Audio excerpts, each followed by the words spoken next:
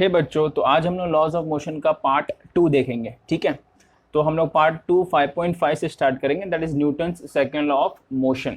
तो ठीक है, चलो शुरू करते हैं। तो जैसा कि हम लोग ने फर्स्ट लॉ देखा हुआ था, न्यूटन्स फर्स्ट लॉ देखा था, फर्स्ट लॉ ऑफ मोशन क्या था, तो जरा वो देखते हैं, क्योंकि फर्स्ट लॉ के ऊपर ही बेस्ड है आपका न्यूटन्स का सेकेंड लॉ। ठीक, तो देखो मैं कैसा है कि आपको न्यूटन का सेकंड लॉ डायरेक्ट आपको बता भी सकता हूँ कि फोर्स जो होता है वो डायरेक्टली प्रोपोर्शनल टू होता है rate of change of momentum से। ऐसे मैं आपको डायरेक्ट बता सकता हूँ, लेकिन नहीं, ऐसा बताऊंगा तो मतलब यार ये रट्टा मारने जैसा होगा कि आप रटवा दिए, आपने न्यूटन सेकंड लॉ बताया और आपने रटवा दिया। लेकिन मैं आपको क्या बताऊंगा कि न्यूटन सेकंड लॉ आया कैसे और क्या मतलब किस इसी वजह से फोर्स और जो मोमेंटम है उसमें क्या वो है, क्या डिफरेंस क्या है। ठीक है, समझे आप? मोमेंटम और फोर्स किस मतलब एक दूसरे पर क्यों डिपेंड करते हैं। ठीक है, तो जो हम लोग वो डिटेल में थोड़ा देखेंगे, फिर हम लोग ये फॉर्मूला लेके आएंगे। ठीक है, तो जैसा कि मैं आपको बता रहा था कि जो हमारा फर्स्ट लॉ था, फर्स्ट लॉ उसकी मैं बात करते हैं। तो फर्स्ट लॉ क्या है, क्या बोल रहा था फर्स्ट लॉ, कि अगर मेरा कोई बॉडी रेस्ट पर है, ठीक, या अगर कोई बॉडी यूनिफॉर्म मोशन में चल रहा है, तो अगर मैं इन दोनों बॉडी पर नेट एक्सटर्नल फोर्स जीरो लगाऊं, तो है ना, तो इन दोनों का एक्सेलरेशन क्या होगा, एक्सेलरेशन भी यहाँ पे जीरो होगा। ठीक, यही हमने देखा था न्यूटन्स के फर्स्ट लॉ में। तो इसको हम लोग इंग्लिश में जो डिफाइन करेंगे, क्या करेंगे डिफाइन, कि every body continues to be in state of rest और in uniform motion until until applied by net external force, या you can say until applied by external force। ठीक है, और जो हम लोग उसमें देखे थे कि जो अगर नेट एक्सटर्नल फोर्स उसमें जीरो होता है तो आपका जो एक्सेलरेशन होता है वो भी उसमें जीरो होता है। ठीक है, हम लोगों ने यही देखा था न्यूटन्स के फर्स्ट लॉ में। लेकिन सेकेंड लॉ ऑफ मोशन में अभी क्या होगा वो जरा देखते हैं। तो सेकेंड लॉ ऑफ मोशन में देखो, ये तो फर्स्ट लॉ ऑफ मोशन में दोनों जीरो था, क्योंकि जब फोर्स किसी बॉडी पे नहीं लग रहा है तो उसमें एक्सेलरेशन भी नहीं होगा, सीधी सी बात है। तो ये फर्स्ट लॉ था। अब सेकेंड लॉ जो है, सेकेंड लॉ में क्या होगा कि अगर बॉडी रेस्ट पर है या फिर यूनिफॉर्म मोशन में, तो सेकेंड लॉ में कुछ ना कुछ नेट एक्सटर्नल फोर्स लगेगा। ये समझा, ये सेकेंड लॉ। अब मैं सेकेंड लॉ की बात कर रहा हूँ। तो जब नेट एक्सटर्नल फोर्स लग गया इन दोनों बॉडी पे, किसी भी बॉडी पे, या तो रेस्ट में हो या तो यूनिफॉर्म मोशन में हो, तो जब एक्सटर्नल फोर्स लगता है तो एक्सटर्नल एक्सेलरेशन भी आ जाएगा उसमें बॉडी में। ये समझा, ये समझा। तो ये न्यूटन सेकंड लॉ यहाँ से आपका आएगा। तो देखा, फर्स्ट लॉ से ज़्यादा कुछ फर्क नहीं है। फर्स्ट में क्या था, फर्स्ट लॉ में दोनों जीरो थे। सेकंड लॉ में क्या रहेगा कि दोनों का कुछ ना कुछ वैल्यू रहेगा। अब वो जरा देखते हैं आगे, तो इसको डिफाइन हम कैसे करेंगे। तो देखो बच्चों, अभी कैसा होता है कि ये दोनों डिफाइन करने के लिए, जब नेट एक्सटर्नल फोर्स कुछ ना कुछ बॉडी पे रहेगा तो नेट आपका एक्सेलरेशन भी आएगा कुछ ना कुछ बॉडी पे। तो इस चीज़ को डिफाइन करने के लिए हमने एक टर्म निकाला। ठीक, सेकेंड लॉ को डिफाइन करने के लिए, ये दोनों को डिफाइन करने के लिए हमने एक टर्म निकाला जिसका नाम है मोमेंटम। ठीक है, जिसका नाम है मोमेंटम, जिसको हम डिनोट करते हैं स्मॉल पी से। ठीक, आपके टेक्स्ट में इससे डिनोट किया हुआ है। तो देखो, जो मोमेंटम होता है उसका डायरेक्ट डेफिनेशन आपका फॉर्मूला के टर्म में दिया है। अब इसको हम मोमेंटम को भी समझेंगे। ठीक है, मोमेंटम क्या होता है। तो जो मोमेंटम है उसका डायरेक्ट फॉर्मूला क्या दिया है कि mass into velocity, mass into, ये डायरेक्ट आपका टेक्स्ट में फॉर्मूला दिया है और डेफिनेशन भी फॉर्मूला के टर्म में दिया है। ठीक है, it is the product of mass and velocity. तो देखो, अभी हम मोमेंटम को पहले समझेंगे, क्योंकि ये चीज़ तो हमने देख लिया कि सेकेंड लॉ कैसे आएगा। सेकेंड लॉ, आपका एक्सटर्नल फोर्स कुछ ना कुछ वैल्यू रहेगा, तब आपका एक्सेलरेशन भी कुछ ना कुछ रहेगा, तब जाके आपका एक टर्म आता है मोमेंटम। अब हम मोमेंटम को समझेंगे, फिर हम लोग सेकेंड लॉ पे भी आएंगे। ठीक है, थोड़ा टाइम के बाद आएंगे। लेकिन सेकेंड लॉ क्या होता है वो मैं आपको स्टार्टिंग में बता चुका हूँ। मैं डायरेक्ट आपको नहीं बताऊंगा कि F is directly proportional to dp by dt, ये डायरेक्ट मैं आपको नहीं बताने वाला। ठीक है, हम लोग डिटेल में इसको जानेंगे। ओके, तो देखो, अब हम मोमेंटम की बात कर रहे थे फिलहाल। तो देखो, मोमेंटम अगर मैं बात करूं तो वेलोसिटी जो है वो वेक्टर क्वांटिटी होते हैं, तो मोमेंटम में क्या होगा, वेक्टर क्वांटिटी। तो यू कैन से कि मोमेंटम जो है आपका वेक्टर क्वांटिटी है। तो ये छोटी छोटी बातें जो आपको याद रखनी पड़ेगी। आप अपने खुद से नोट्स बनाते रहना। ठीक है ना, जैसा मैं आपको समझा रहा हूँ, आप स्टॉप कर करके नोट्स खुद से बनाते रहना जो भी आपको समझ में आ रहा है। मैं इसका नोट्स जो है, प्रिंटेड नोट्स आपको प्रोवाइड कर दूंगा, आप मुझे इंस्टाग्राम पे मैसेज करो। ठीक है, डिटेल में मैंने आपको दिया हुआ है इंस्टाग्राम का लिंक। ठीक है, अब जैसा कि मैंने आपको बोला कि हम लोग मोमेंटम समझेंगे, तो मैं इस चीज़ को रफ करता हूँ। अब हम लोग क्या समझेंगे, मोमेंटम। पहले तो हमको मोमेंटम समझना पड़ेगा, भाई ये मोमेंटम है क्या। उसका फॉर्मूला तो हमने देख लिया, क्या था, मास इंटू वेलोसिटी। ठीक, तो मोमेंटम समझने के लिए हम लोग कुछ एग्जांपल्स लेते हैं। तो आप एग्जांपल्स ले सकते हो। जैसे अगर मैं फर्स्ट एग्जांपल की बात करूं, तो देखो क्या होता है, मोमेंटम का फॉर्मूला याद रखना। मोमेंटम क्या होता है, मोमेंट अगर मैं मैग्नीट्यूड फॉर्म में लिख रहा हूँ, वेक्टर फॉर्म में नहीं लिख रहा हूँ, तो मास इंटू सिंपल वेलोसिटी आप लिख सकते हो, ये मैग्नीट्यूड फॉर्म है। अगर मैं वेक्टर फॉर्म में लिखूंगा तो वो डायरेक्शन भी बताने के लिए मुझे वेक्टर डालना पड़ेगा यहाँ पे। ठीक है, तो मैंने क्या बोला कि मैं सिर्फ मैग्नीट्यूड फॉर्म में लिख रहा हूँ। ठीक है, तो देखो हम लोग मोमेंटम अभी समझ रहे थे। तो अगर मैं बात करूं कि अगर मैं कार लेता हूं, क्या लेता हूं, कार, दिस इज कार। ठीक, कार के चक्के भी हैं। ठीक है, और अगर मैं एक ट्रक लेता हूं, ट्रक आप समझते हो कितना बड़ा होता है। ठीक है, मैं ट्रक लेता हूं, ये हो गया आपका ट्रक। तो अगर मैं इस बात करूं कि इन दोनों को मोशन में लाना है, क्या किस में लाना है, मोशन में, मतलब इसको मूव करना है, इसको यहाँ से यहाँ तक मूव करना है, इसको भी यहाँ से यहाँ तक मूव करना है, मतलब बेसिकली मोशन में लाना है। तो आपको क्या लगता है किस पे, ये ट्रक लिख दिया गया मैंने, ट्रक। ठीक है, तो आपको क्या लगता है किस पे फोर्स ज्यादा लगेगा, क्या लगता है आपको, यही लगता है ना कि ट्रक पे ज्यादा फोर्स अप्लाई करना पड़ेगा।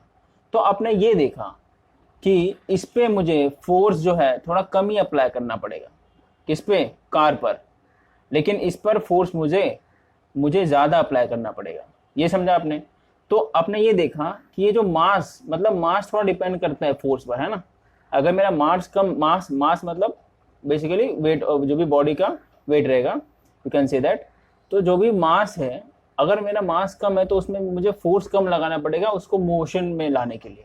और अगर मेरा मास थोड़ा ज्यादा है तो उस पर फोर्स मेरा ज्यादा लगेगा उसको मोशन में लाने के लिए। तो ये हमने यहाँ से ये समझा कि, क्या समझा कि जो मेरा फोर्स है, फोर्स वो डिपेंड किस पे करता है, मास ऑफ दी ऑब्जेक्ट या मास ऑफ दी कुछ भी, पार्टिकल, बॉडी ले लो, कुछ भी बोलो, ऑब्जेक्ट, बॉडी, पार्टिकल, कुछ भी बोलो। ठीक है, तो जो मेरा फोर्स है किस पे डिपेंड करेगा, मास पर। तो हमने यहाँ पे क्या समझा, हमने यहाँ पे ये समझा कि फोर्स एक इम्पॉर्टेंट, जो मास है एक इम्पॉर्टेंट पैरामीटर है फोर्स के लिए। मतलब मुझे मास बता सकता है कि फोर्स ज्यादा लगेगा कि कम लगेगा, जैसे हम लोगों ने यहाँ पे एग्जाम्पल देखा। ठीक है, तो ये आप नोट कर लेना एक। ठीक, तो यहाँ ये बहुत इंपॉर्टेंट चीजें नोट कर ले। तो हमने ये देखा कि मास डिपेंड करता है, फोर्स जो है डिपेंड करता है मास पर, मतलब मास जैसा जैसा चेंज होगा उसके हिसाब से फोर्स भी चेंज होगा।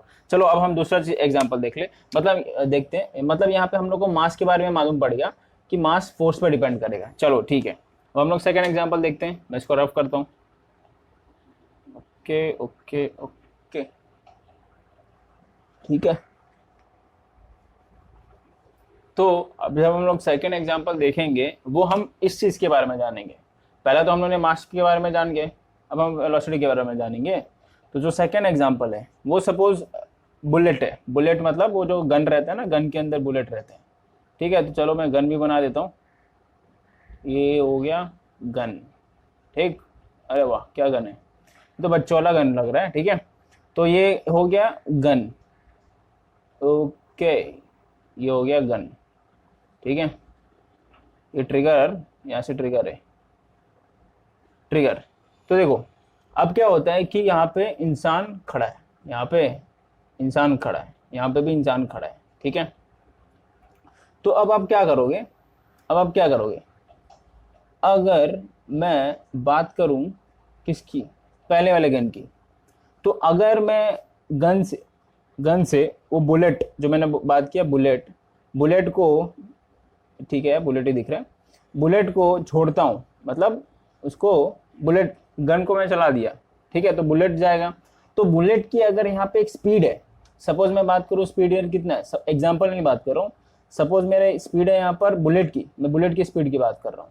ठीक है, बुलेट की स्पीड की बात कर रहा हूँ 10 मीटर पर सेकेंड। ठीक है भाई, और अगर मैं बात करूँ इस, यहाँ पे भी मैंने गन चला दिया। ठीक है, बुलेट को चला दिया, बुलेट मतलब वही हो गया ना, बुलेट लीव कर दिया। तो यहाँ पे मेरी स्पीड है 5 मीटर पर सेकेंड। तो यहाँ पे आप देख सकते हो कि एक बुलेट की जो स्पीड है, ये आपका बुलेट है, ये बुलेट है। ठीक है, एक बुलेट की जो स्पीड है वो 5 मीटर पर सेकेंड है, एक बुलेट की स्पीड है 10 मीटर पर सेकेंड है। ठीक, तो अगर इसके वो खोपड़ी में लगेगा या कहीं पे भी लगे, चलो खोपड़ी में बोलते हैं, अगर ये इंसान की खोपड़ी में लगेगा ये बुलेट, तो देखो इसकी अगर मैं बात करूं तो इस बुलेट के हिसाब से ये जो बुलेट रहेगा काफी अंदर तक जाएगा खोपड़ी के, और ये बुलेट थोड़ा ऊपर ही सरफेस के ऊपर रुक जाएगा, है ना, खोपड़ी के।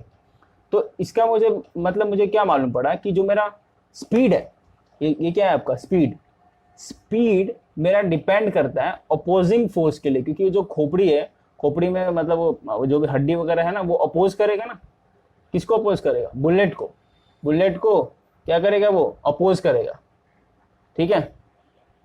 तो जैसा कि मुझे ये मालूम पड़ा कि वो जो अपोज करेगा आपका हड्डी, जो भी है खोपड़ी का हड्डी, तो वो उसको हम बोलेंगे अपोजिंग फोर्स। क्या बोलेंगे, अपोजिंग, अरे यार अपोजिंग फोर्स, ठीक है भाई, अपोजिंग फोर्स, ठीक है। तो यहाँ पे भी बुलेट जब खोपड़ी में लगेगा तो खोपड़ी का जो हड्डी है वो अपोज करेगा, ठीक है, उसको भी हम बोलेंगे यहाँ पर अपोजिंग फोर्स।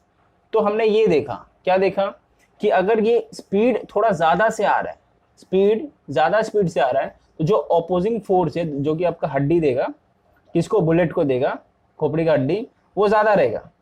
और अगर आपका कम स्पीड से आ रहा है बुलेट खोपड़ी के पास, तो जो खोपड़ी का हड्डी है वो आपका जो अपोजिंग फोर्स है वो कम लगाएगा, मतलब वो थोड़ा, देखो ये ज्यादा अंदर तक जाएगा, ये बुलेट ज्यादा अंदर तक जाएगा और ये बुलेट थोड़ा कम अंदर तक ही जाएगा, ठीक है, ये समझे।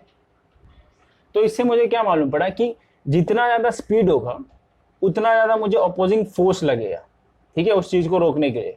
जितना कम स्पीड रहेगा उतना थोड़ा कम स्पीड लगेगा उस चीज को रोकने के लिए। तो यहाँ पे हमें ये मालूम पड़ा कि जो फोर्स है वो एक और चीज पे डिपेंड करता है, किस पे, वेलोसिटी पे, जिसको हम बोलेंगे स्पीड वेक्टर। अगर मैग्नीट्यूड फॉर्म में अगर बात करेंगे तो स्पीड भी बोल सकते हैं, ठीक है, क्योंकि अगर कोई बॉडी स्ट्रेट लाइन में चलता है ना, स्ट्रेट लाइन में, याद रखना, कोई बॉडी अगर स्ट्रेट लाइन में चलता है, तो यहाँ पे बुलेट स्ट्रेट लाइन में ही चल रहा है, तो जो वेलोसिटी का मैग्नीट्यूड है इज इक्वल टू स्पीड होगा, ये याद रखना। तो यहाँ इसको मैं स्पीड भी बोल सकता हूँ, ठीक है, क्योंकि ये स्ट्रेट लाइन में चल रहा है, सर्कुलर मोशन वगैरह में नहीं चल रहा है, ये समझे।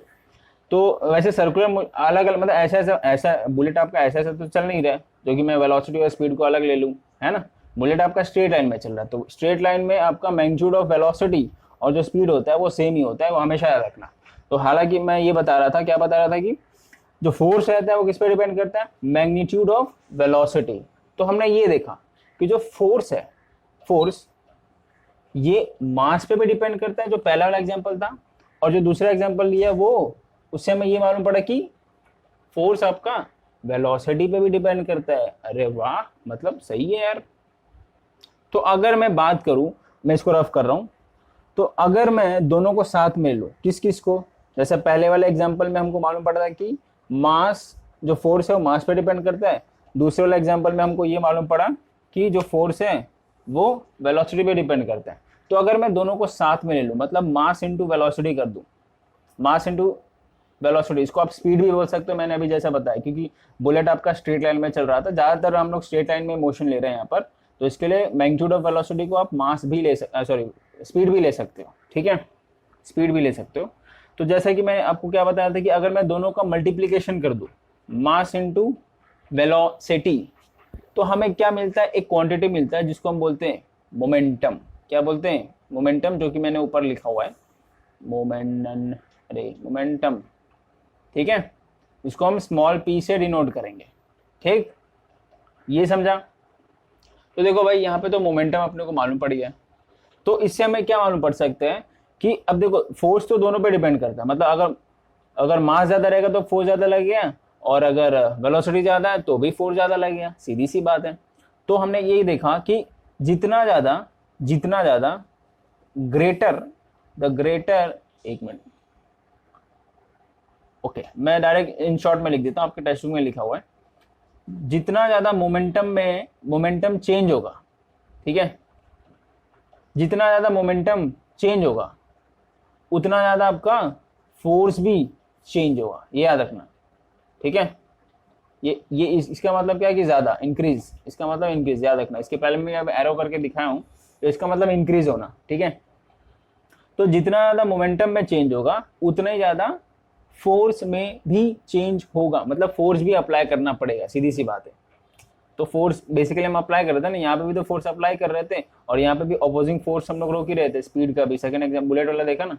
तो दोनों में हम लोग क्या कर रहे थे, फोर्स ही अप्लाई कर रहे थे दोनों कंडीशन में, ठीक है। तो यू कैन से फोर्स उतना ज्यादा फोर्स चेंज नहीं होगा, फोर्स अप्लाइड होगा, यू कैन से फोर्स अप्लाइड, फोर्स अप्लाइड उतना ज्यादा होगा, जितना ज्यादा मोमेंटम चेंज उतना ज्यादा फोर्स अप्लाइड। तो हम यहाँ से सिंपली देख सकते हैं कि मास और वेलोसिटी पे फोर्स डिपेंड करता है, तो मोमेंटम भी सिंपल उस पर डिपेंड करेगा, मोमेंटम भी फोर्स पे डिपेंड करेगा। तो ये चीज आपका सेकंड था, ठीक है, सेकंड चीज था। तो देखो यहाँ पे एक टर्म लिखा हुआ दिया हुआ है, तो मैं आपको टेक्स्ट बुक में दिखा देता हूँ, मैंने अंडरलाइन भी किया हुआ है क्योंकि मैं ये टेक्स्ट बुक पढ़ता हूँ तो मुझे इजीली समझ में आ जाता है, इसके लिए मैं आपको समझाता हूँ। ये देखो ये क्या लिखा है कि the greater the change in momentum, जितना ज्यादा मोमेंटम में चेंज होगा एक पर्टिकुलर टाइम पर, the greater is the force that is needed to applied. ये समझा, ये फोर्स क्यों ज्यादा अप्लाई होगा, क्योंकि दोनों पे डिपेंड करता है ना फोर्स, ठीक है, मास और वेलोसिटी पे। तो चलो भाई हम थर्ड चीज देखते हैं, एक थर्ड एग्जांपल लेते हैं, मतलब उसको समझने के लिए और चीजें मोमेंटम के बारे में समझते हैं। तो जो थर्ड चीज है वो क्या बोलता है कि सपोज कोई दो मास है, वही ले लेते हैं, कार और ट्रक का ही एग्जांपल ले लेते हैं, वो सिंपल एग्जांपल है ना, कार और truck, truck truck truck truck truck truck truck, हाँ ठीक है। तो सपोज मैं क्या बोलूँ कि कार का मास, मैं एग्जांपल ले रहा हूँ तो आप मास कुछ भी ले सकते हो, अपने हिसाब से ले सकते हो।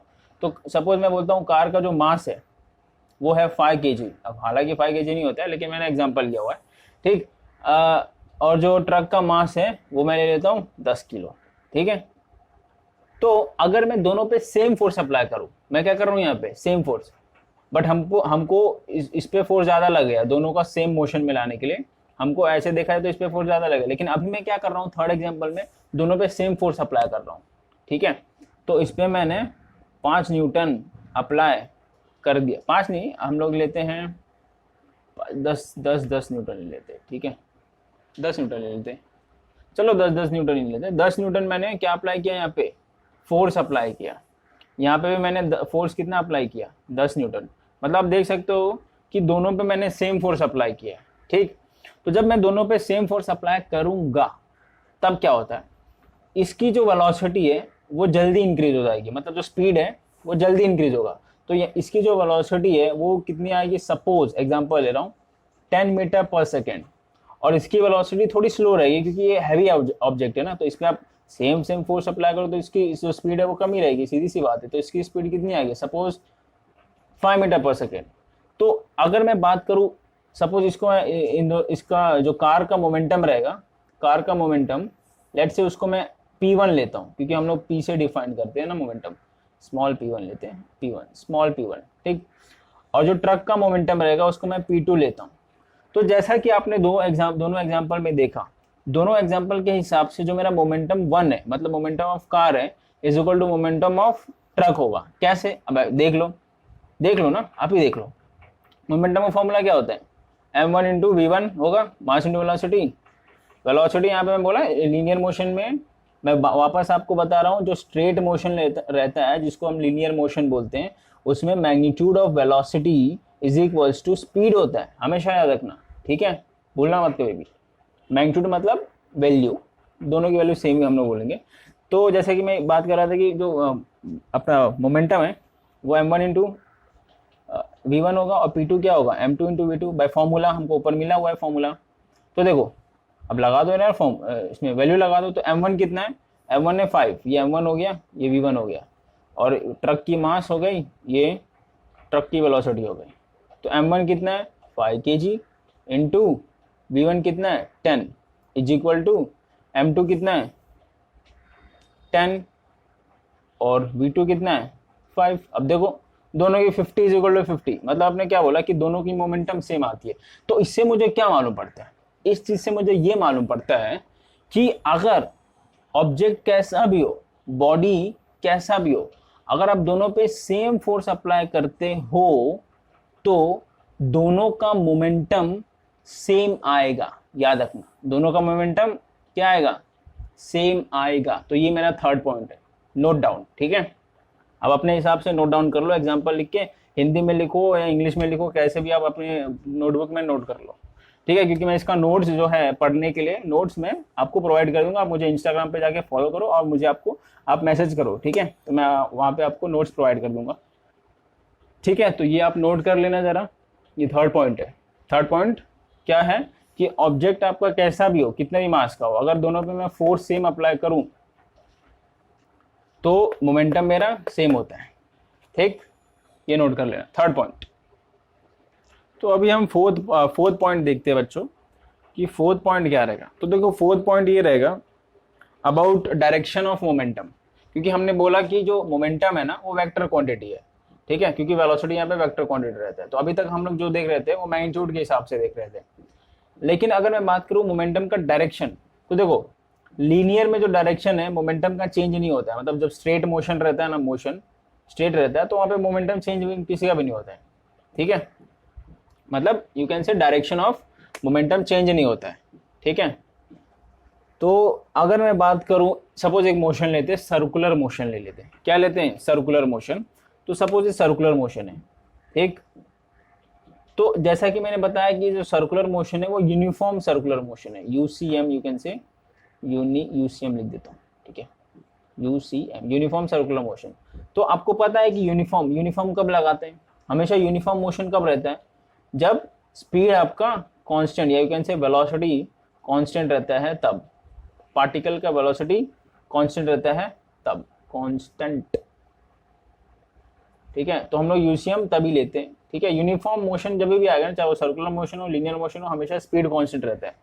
यू कैन से वेलोसिटी कांस्टेंट होता है ऑल्सो। ठीक है, ये मैग्नीट्यूड, हम लोग मैग्नीट्यूड वाइज इसको देखते हैं ना, मैग्नीट्यूड वाइज अगर देखेंगे तो वेलोसिटी और स्पीड इसमें भी सेम ही होगा, बट अगर वेक्टर वाइज देखें तो वेलोसिटी अलग होगा, क्योंकि इसका डायरेक्शन भी हमको मालूम करना पड़ता है। ठीक है, तो देखो अगर मैं कोई बॉडी मेरा घूम रहा है, ठीक है, सर्कल में, तो सपोज ये पॉइंट पर है, तो अगर मैं ये पॉइंट पे बात करूं तो इस पॉइंट पर वेलोसिटी किधर रहेगा, कौन सा डायरेक्शन में रहेगा? जैसे कि मैंने आपको बताया हमेशा टेंजेंट ड्रॉ कर दो, तो ये साइड में रहेगा। ठीक है, इस पॉइंट पे वेलोसिटी उधर है, ठीक, इस पॉइंट पे वेलोसिटी किधर रहेगा? इस पॉइंट पे वेलोसिटी इधर है। तो जैसा कि आप देख सकते हो कि वेलोसिटी यहाँ पे चेंज हो रहा है, इस वेलोसिटी का डायरेक्शन चेंज हो रहा है, तो क्या मोमेंटम का भी डायरेक्शन चेंज होगा? हाँ, मोमेंटम का भी डायरेक्शन चेंज होगा यहाँ पे। ठीक है, क्योंकि वेलोसिटी का डायरेक्शन चेंज हो रहा है ना। तो हर पॉइंट पे क्या होता है? हर पॉइंट पे जो पार्टिकल का जो मोमेंटम होता है वो चेंज होता है। क्यों? क्योंकि वेलोसिटी चेंज होता है, मास तो सेम ही रहेगा ना। मास तो अगर किसी भी पत्थर को, सपोज किसी भी स्टोन को बांध के घुमा रहे हो आप, ठीक है, तो स्टोन का जो मास रहेगा वो तो सेम ही रहेगा, वो थोड़ी ना बदलेगा, खाली वेलोसिटी का डायरेक्शन बदलता है। जब वेलोसिटी का डायरेक्शन बदलेगा तो मोमेंटम भी चेंज होता है। क्या? डायरेक्शन। ठीक है, अब यहाँ पे आप देख सकते हो कि अगर ये यूसीएम में है तो मतलब वेलोसिटी कांस्टेंट है। किस चीज की कांस्टेंट है? मैग्नीट्यूड वाइज कांस्टेंट है वेलोसिटी, मैग्नीट्यूड, यू कैन से मैग्नीट्यूड वाइज कांस्टेंट है। ठीक, तो जब ये वेलोसिटी मैग्नीट्यूड वाइज कांस्टेंट है तो इसको हम बोल देंगे, तो जो मोमेंटम का जो मैग्नीट्यूड रहेगा वो सेम रहेगा, वो हर पॉइंट पे मैग्नीट्यूड वाइज सेम रहेगा, बस खाली डायरेक्शन वाइज चेंज होगा। तो यू कैन से इन यूसीएम क्या बोला था? Uniform circular motion. ठीक है, इन यूनिफॉर्म सर्कुलर मोशन क्या होता है?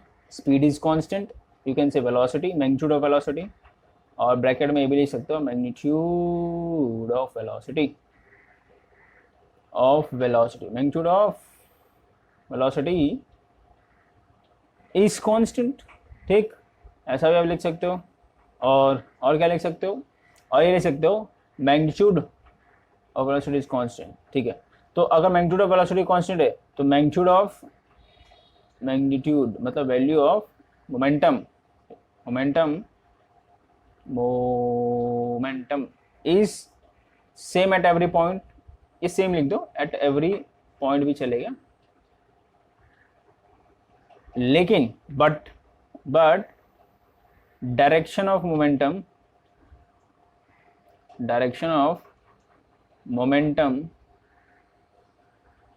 is changing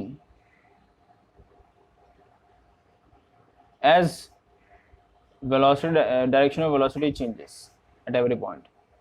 Direction of velocity changes at every point. ठीक है, तो इससे हमें ये मालूम पड़ा कि अगर वेलोसिटी चेंज होता है तो मोमेंटम का डायरेक्शन भी चेंज होगा। ठीक है, तो चलो इतना, ये चीज़ तो अभी फोर्थ पॉइंट में मालूम पड़ेगा, लेकिन फोर्थ पॉइंट में एक और चीज़ जानना है, ये अपने कॉपी कर लिया, मैं इसको रफ करता हूँ, ठीक है।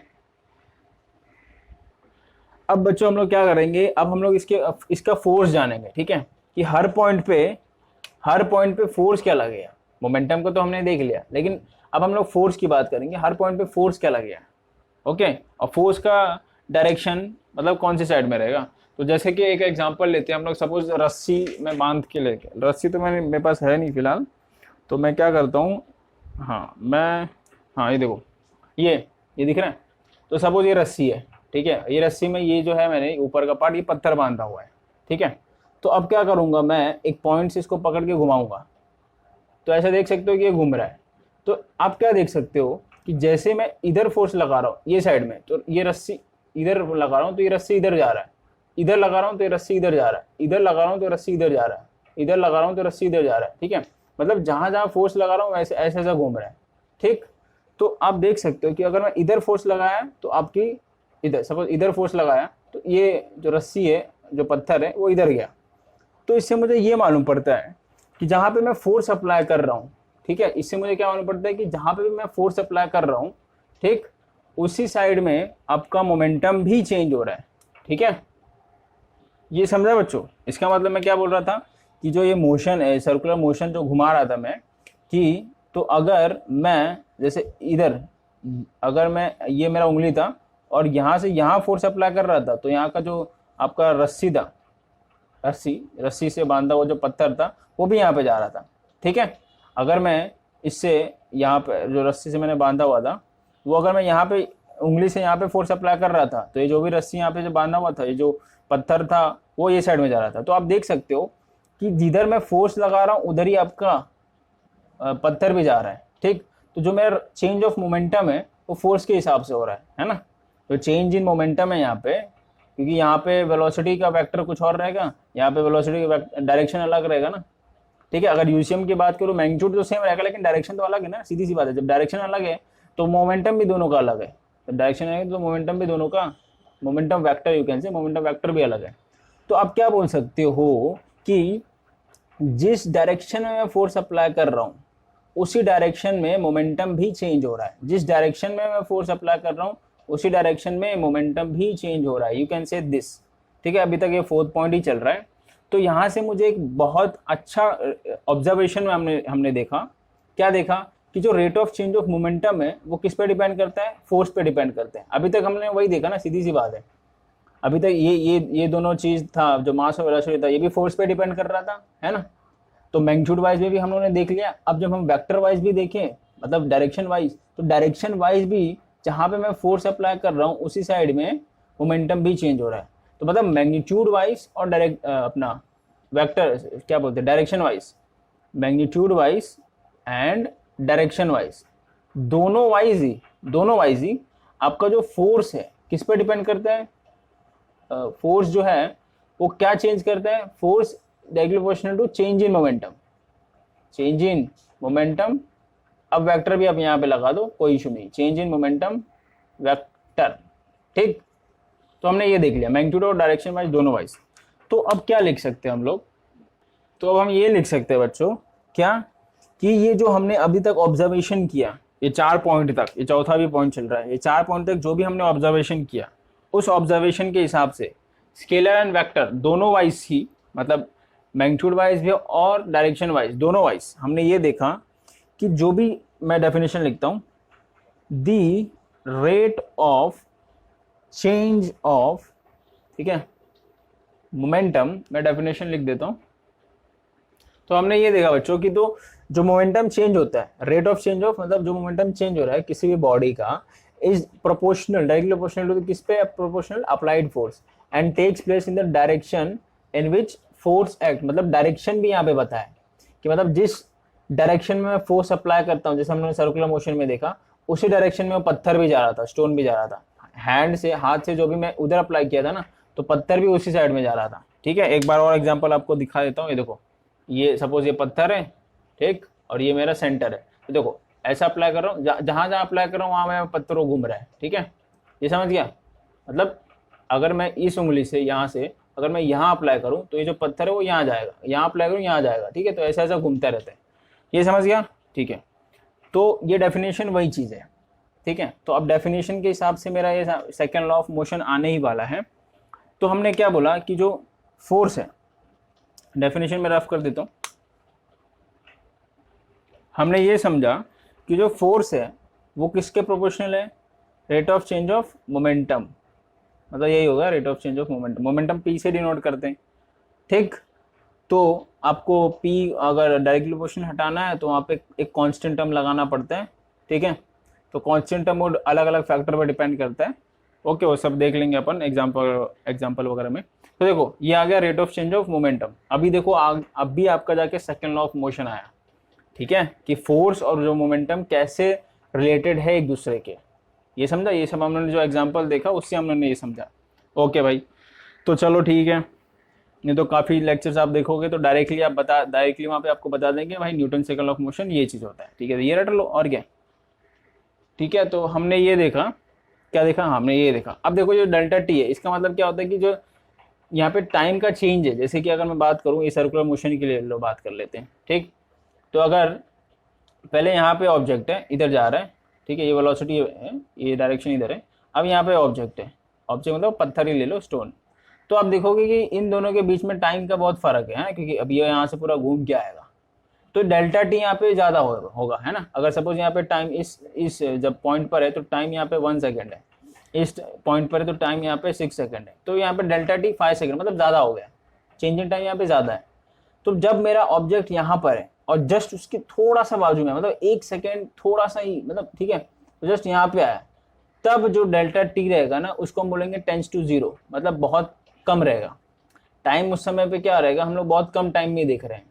जैसे मेरा ऑब्जेक्ट पहले यहाँ पे था, अब हम ऑब्जेक्ट में जस्ट थोड़ा सा आ गया है तो मैंने देख लिया, क्या देखा, टाइम देखा। तो उस समय पे टाइम 1 सेकेंड ही हुआ रहेगा, ज़्यादा नहीं हुआ रहेगा, ठीक है ना। उस पॉइंट पे भी हम 1 सेकेंड ही कंसिडर करते हैं। तो जब मेरा डेल्टा टी मतलब टाइम, इसको हम बोलते हैं इंस्टेंटेनियस टाइम, क्या इसको बोलते हैं, एट इंस्टेंटेनियस,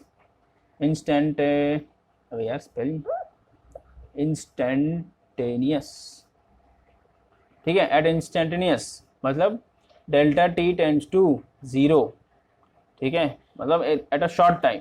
जो ऑब्जेक्ट पहले यहाँ पे था और जस्ट थोड़ा सा आगे आया, तब आपका फोर्स क्या होगा, तब जो आपका फोर्स होगा उसको हम लोग बोलेंगे, के को एज इट इज रखो, limit delta t tends to 0 delta p by P.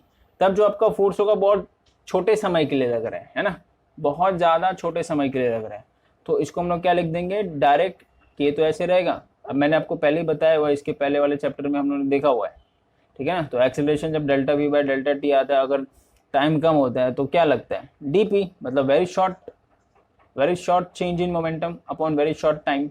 ये शॉर्ट टाइम है ना, very short change in momentum upon very short time, ठीक। तो ये चीज़ आपका फोर्स आ जाता है कब, जब rate of change of momentum, जब टाइम आपका बहुत कम रहता है, मतलब एट इंस्टेंट, मतलब हम लोग एट अ शॉर्ट टाइम में देखते हैं, तब आपका जब भी आप मोमेंटम देखते हैं, जो भी फोर्स देखते हैं, तो ये फॉर्मूला आता है। तो बेसिक जो फॉर्मूला बनता है आपका यही बनता है, ठीक है। अभी हम लोग पूरा एक्चुअल में फॉर्मूला निकालने वाले हैं। तो देखो हमारा जो फोर्स है वो क्या आया, के, ठीक है, d p by d t. तो अगर मैं बात करूँ पी क्या है भाई, ये चीज़ है ना, मास इंटू वेलोसिटी। तो मैं क्या बोल सकता हूँ, मास इंटू वेलोसिटी, ठीक है। तो अगर मैं बात करूँ, अगर मैं बात करूँ कि जो मास है, वो तो पत्थर का मास है, ठीक है। जब पत्थर का मास तो यहाँ पे कांस्टेंट ही रहेगा ना, हर पॉइंट पे पत्थर का मास थोड़ी ना बदलने वाला है यार। अब घुमा रहे हो रस्सी के बांध के, तो हर पॉइंट पे मास तो सेम ही रहेगा। तो मास dt नहीं लिखा, मास वो डेरिवेटिव के आगे निकल जाएगा, ठीक है। तो ये हो जाएगा k इंटू एम। अब बात आ गई dv बाई dt भाई, क्योंकि वेलोसिटी हर पॉइंट पे चेंज हो रहा है, हर पॉइंट पे वेलोसिटी का डायरेक्शन चेंज हो रहा है, ठीक है ना। तो इसको हम लोग क्या लिख सकते हैं, k m a, dv by dt, rate of change of velocity क्या होता है, a होता है, ओके। तो ये आपका जो फोर्स है वो ये चीज़ आता है, फोर्स ये चीज़ आता है, कुछ नहीं किया है। Rate of change of momentum के बदले आपको पहले एट अ शॉर्ट टाइम लेना है, at a short time at delta t tends to zero, तो ये dp बाई dt हो जाता है। तो p के बदले बस ये डाल दो, आपको पता है मोमेंटम क्या होता है, मास इंटू वेलोसिटी होता है। मास इंटू वेलोसिटी आपने जाना, मास आपको पता है कांस्टेंट है, कांस्टेंट को बाहर निकाल दो, v के बदले v रखो, टी बाई dt क्या होता है, a होता है। ठीक, तो जो हमारा फॉर्मूला, ये कॉपी कर लो, मैं रफ कर रहा हूँ। तो जो हमारा फोर्स मिला बच्चों वो क्या मिलता है, के एम ए। ठीक, तो अगर मैं के इज अ कांस्टेंट टर्म यहाँ पे, तो कांस्टेंट की वैल्यू और डिपेंड करता है अलग अलग फैक्टर पे। तो सपोज मैं क्या ले लेता हूँ, के बदले 1 ले लेता हूँ। ठीक, तो जो एफ आएगा वो क्या आएगा, एम ए मा, एफ इज इक्वल्स टू मा। तो यहाँ से आपका फोर्स का फॉर्मूला जो मा, that is mass into acceleration आता है। ठीक है, डिराइव होता है। तो इसका बेसिक आपको ये याद रखना इंपॉर्टेंट चीज। और फोर्स क्या था, फोर्स था के, यहाँ पे 1 रखना है। ठीक है, यहाँ पे आपको मोस्टली ज़्यादातर 1 रखना है। तो के बदले अगर 1 रखते तो dp बाई dt आता है ना, क्योंकि इसके आगे के भी था, तो के बदले मैंने 1 रखा, तो dp बाई dt आपको क्या आता है, ये ma आता है। तो ये बहुत इंपॉर्टेंट फॉर्मूला है। ठीक, बहुत ज़्यादा इंपॉर्टेंट फॉर्मूला है। ठीक है, जो फोर्स होता है, फोर्स अप्लाइड, फोर्स अप्लाई करने से क्या होता है, मोमेंटम में चेंज होता है। मोमेंटम में जब चेंज होता है तो जो वो क्या बनता है, कन्वर्ट वो हो जाता है मास इनटू एक्सेलरेशन में कन्वर्ट हो जाता है। क्योंकि अब देखो ना, इस फॉर्मूले से मुझे सेकंड लॉ का जो मैंने स्टार्टिंग में बताया था, क्या बताया था, सेकंड लॉ के, जब सेकंड लॉ स्टार्ट किया था तो मैंने उसको फर्स्ट लॉ से वो किया था ना, कंसिडर किया था। तो हमने स्टार्टिंग में क्या बताया था, ये जो फोर्स है ना, ये फोर्स अप्लाइड है, अप्लाइड फोर्स है। ठीक है, यू कैन से एक्सटर्नल फोर्स। ठीक है, तो सेकंड लॉ मैंने आपको क्या बताया था, स्टार्टिंग में बताया था जो कि यहाँ पे जो नेट एक्सटर्नल फोर्स रहता है, नेट एक्सटर्नल फोर्स वो कुछ ना कुछ वैल्यू रहता है। ठीक, तो मैंने स्टार्टिंग में बताया था, तो एक्सेलरेशन में यहाँ पे कुछ ना कुछ वैल्यू आता है, ये स्टार्टिंग में बताया था, याद है ना आपको। तो वही चीज़ है यहाँ पे, जो भी फोर्स की अगर कुछ ना कुछ वैल्यू होगी तो वहाँ पे एक्सेलरेशन भी कुछ ना कुछ वैल्यू आएगी। ठीक है, अगर यहाँ पे फोर्स 0 रख दो तो एक्सेलरेशन में कुछ नहीं है, 0। तो ये अगर मैं ये चीज़ कर दिया तो वो फर्स्ट लॉ ऑफ मोशन बन जाता है ना, समझ में आया। अगर मैं फोर्स यहाँ पे अप्लाइड 0 कर दूं, एक्सटर्नल फोर्स 0 कर दूं, तो यहाँ पे एक्सेलरेशन भी 0 हो गया। तो जब 0 हो गया तो फर्स्ट लॉ ऑफ मोशन बन जाता है। तो ठीक है, इसके हम लोग कुछ इंपॉर्टेंट पॉइंट्स देख लेते हैं ये फॉर्मूला के। इसके इंपॉर्टेंट पॉइंट देखते हुए मैं आपको बताता हूँ, 4 इंपॉर्टेंट पॉइंट्स है। ओके, तो बच्चों पहला पॉइंट जो मैंने अभी आपको थोड़ी देर पहले बताया था, क्या कि अगर मैं यहाँ पे applied force, net external force 0 कर दूं तो यहाँ पे एक्सेलरेशन भी 0 हो जाता है। ठीक है, अगर अप्लाइड फोर्स में 0 कर दूं, अपना net external force you can also say, यहाँ पे बेसिकली नेट एक्सटर्नल फोर्स ही रहता है, ठीक है ना। ठीक, तो यहाँ पे एक्सेलरेशन भी 0 हो जाता है। तो ये क्या बन जाता है, ये आपका ये फर्स्ट लॉ बन जाता है। क्या बन जाता है, फर्स्ट लॉ ऑफ मोशन। ठीक है, ओके, तो ये आपका पहला कंडीशन हो गया। ठीक है, दूसरा जो कंडीशन है वो क्या है कि अगर क्योंकि ये फोर्स है, फोर्स आपका कौन सा क्वांटिटी होता है, ये तो मैं भी मैग्नीट्यूड में बात कर रहा था, वेक्टर क्वांटिटी होता है। ठीक है, तो अगर आप वेक्टर में देखते हो, इस चीज को वेक्टर में देखते हो, तो जो फोर्स है, फोर्स वो अगर मैं 3D में देखूं, किस में देखूं, 3D मतलब 3 dimension, you can say x y z axis में, तो जो फॉर्मूले वो क्या बन जाएंगे, बताओ भैया आपको, आप तो इजी है ना। एफ एक्स क्या बन जाएगा, सिर्फ मैग्नीट्यूड में यहाँ पे लिख रहा हूँ, सिर्फ ओनली मैग्नीट्यूड, एफ एक्स बन जाएगा, मतलब उस वेक्टर का सिर्फ मैग्नीट्यूड लिख रहा हूँ यहाँ पे। ये अलोंग एक्स एक्सिस आपका रेट ऑफ मोमेंटम चेंज होगा, और अलोंग एक्स एक्सिस आपका एक्सेलरेशन आएगा। मास तो कांस्टेंट है ना यहाँ पे, मास की कांस्टेंट, तो अलोंग वाई एक्सिस क्या हो जाएगा, ये D p by rate of change of along y axis, momentum along y axis into mass into acceleration along y axis, ये बन जाएगा। ठीक, और along z axis भी ऐसे हो जाएगा। ठीक है, वो मैंने लिखता, चलो लिख ही देता हूँ।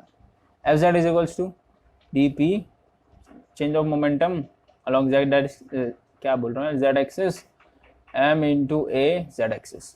चलो ठीक है, ये होगा सेकंड पॉइंट। थर्ड पॉइंट क्या है कि ये जो आपका आया है, क्या आया है, सेकंड लॉ ऑफ मोशन जो आया है, ये वाला चीज, ये किस पे अप्लाई होगा, ये एप्लीकेबल रहेगा सिर्फ single point particle, single point particle पे ही एप्लीकेबल रहेगा।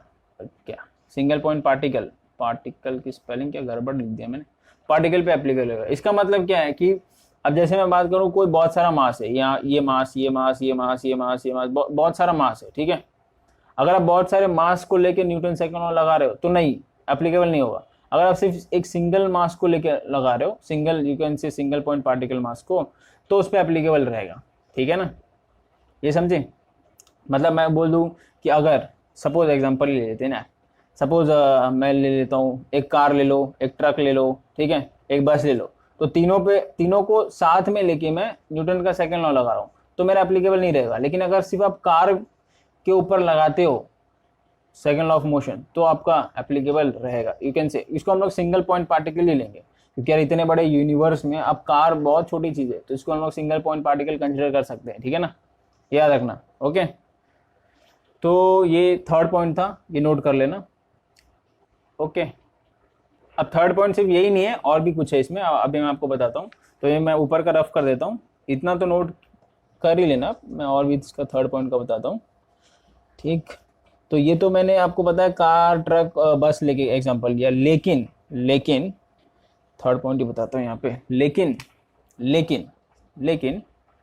अगर मेरा कोई कार ही देख लो, कार, अगर मैं सिर्फ कार की बात करूँ, ठीक है, तो मैंने आपको बोला कि आप कार को लेके न्यूटन सेकंड लॉ लगा सकते हो, लेकिन कार के अंदर आप देखोगे ना बहुत सारे छोटे छोटे पार्टिकल्स रहते हैं, है ना, कॉल्ड एटम्स, है ना, एटम्स रहते हैं, तो वो भी तो पार्टिकल में ही आ गया ना, सिंगल पॉइंट पार्टिकल में आ गया। लेकिन अगर वो सिंगल पॉइंट ये जो आपको क्या बोलते हैं, अभी आपके जो पार्टिकल्स है, एटम्स है, वो एक रिजिड बॉडी के अंदर है, तो आपका जो कार है वो एक रिजिड बॉडी है, सीधी सी बात है। तो अगर वो एक रिजिड बॉडी के अंदर वो सारे एटम्स है, तो मैं उस पर अप्लाई कर सकता हूँ, क्या, सेकेंड लॉ अप्लाई उस पर कर सकता हूँ, ठीक है ना, सेकेंड लॉ कैन अप्लाई।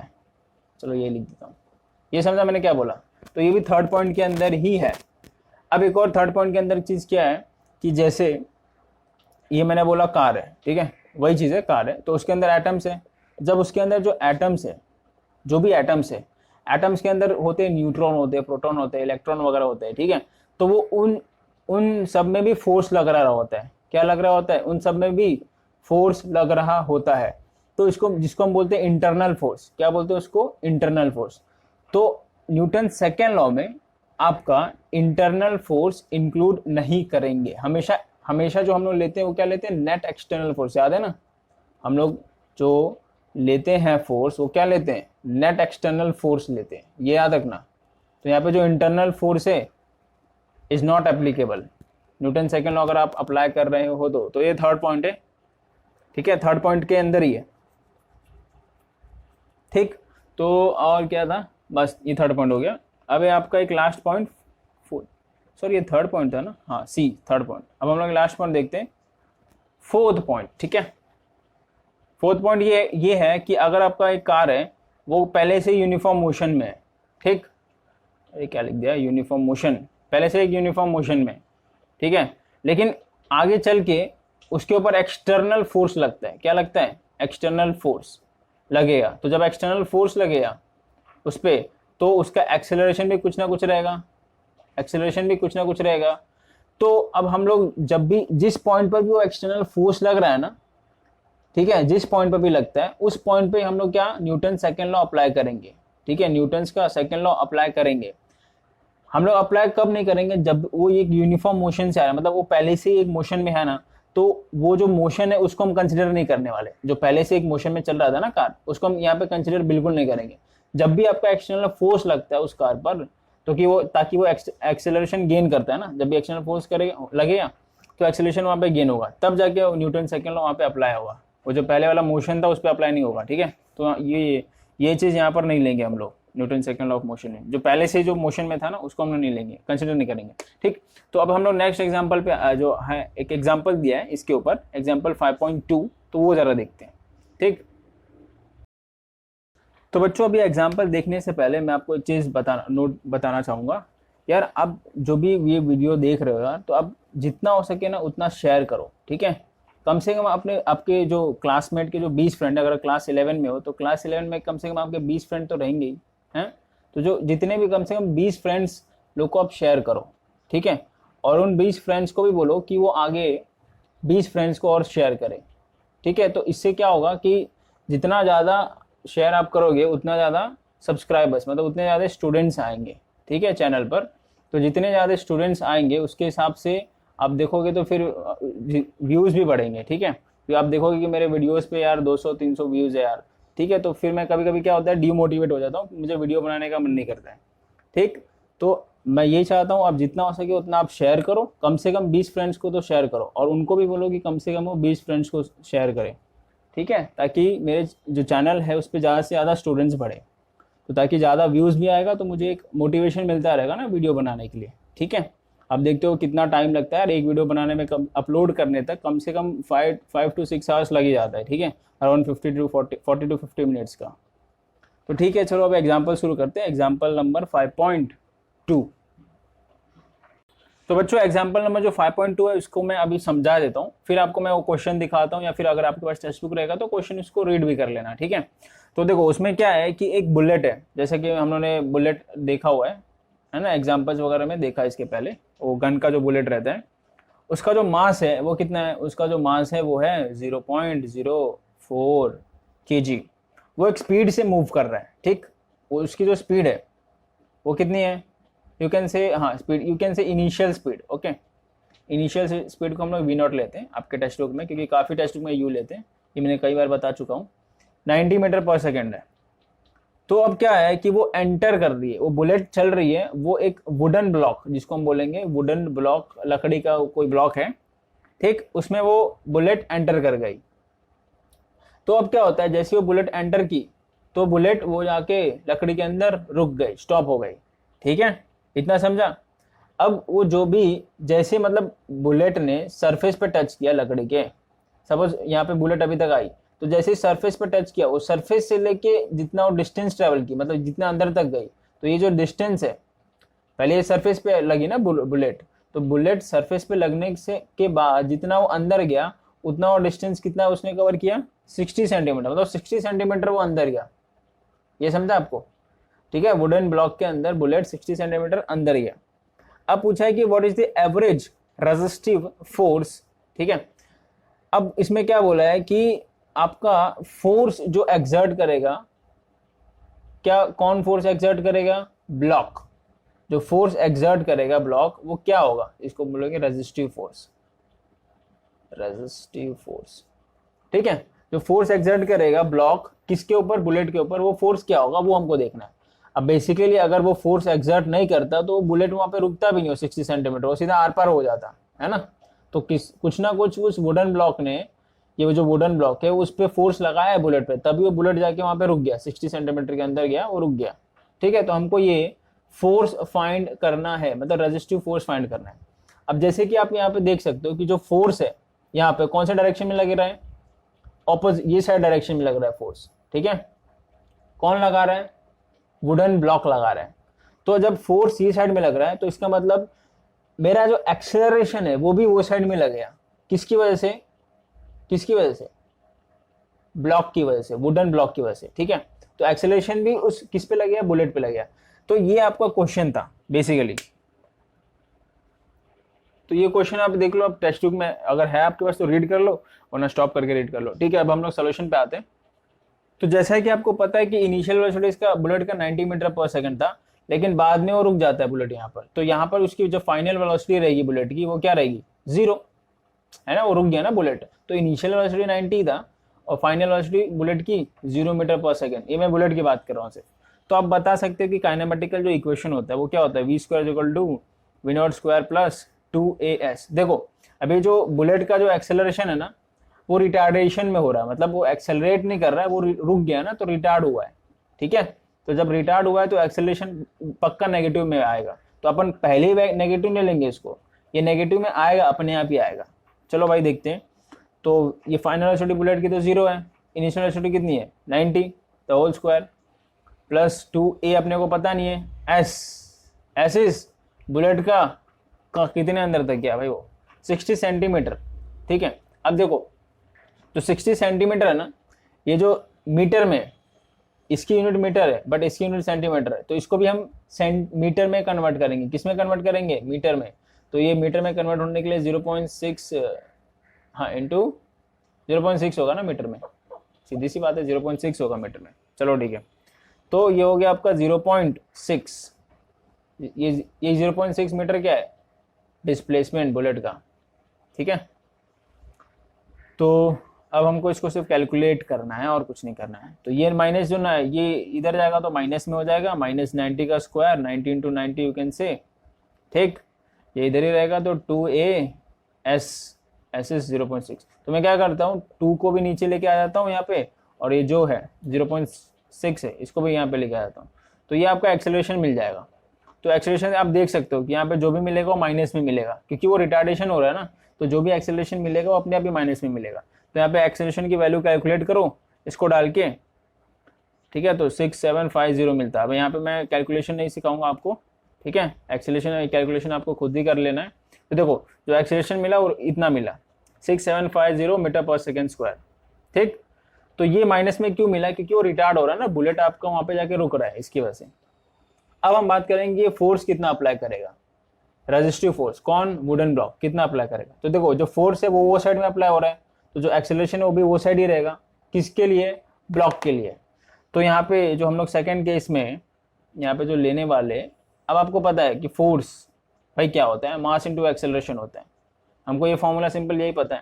तो यहाँ पे जो मास है आपको पता है, मास किसका, मास बुलेट का मास 0.04 है, यही है।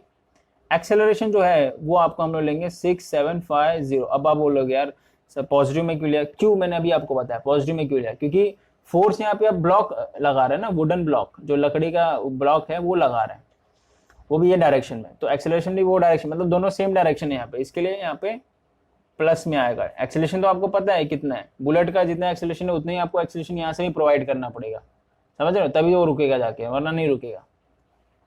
तो ये हो गया, ये जो भी फोर्स का आएगा आंसर वो क्या आएगा, आप कैलकुलेशन वगैरह कर लेना, वो आएगा 270।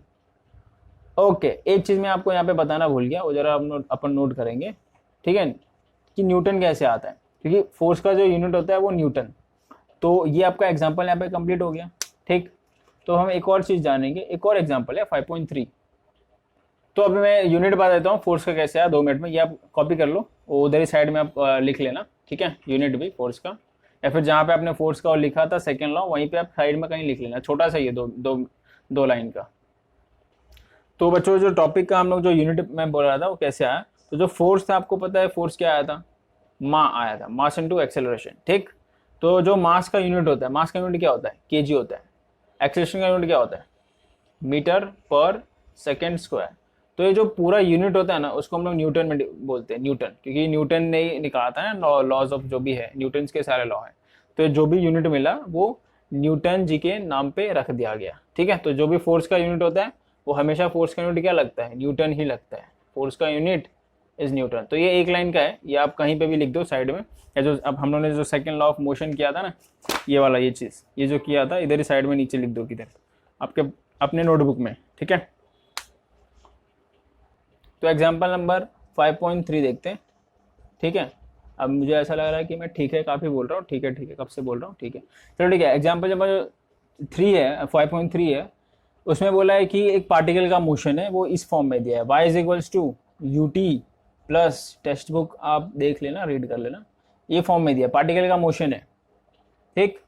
तो उसमें बोला है कि फोर्स क्या होगा, इस पर क्या फोर्स एक्ट कर रहा होगा। सिंपल है, सिंपल है, कैसे, क्योंकि हमें फोर्स पता है, फोर्स क्या होता है, मास इनटू एक्सेलरेशन होता है, तो हमें एक्सेलरेशन बस जानना है, क्योंकि जो पार्टिकल जो मोशन में है उस पार्टिकल का तो मास कांस्टेंट ही रहेगा ना, तो मास का हमको कुछ जानना नहीं, सिर्फ हमको एक्सेलरेशन जानना है क्या आएगा।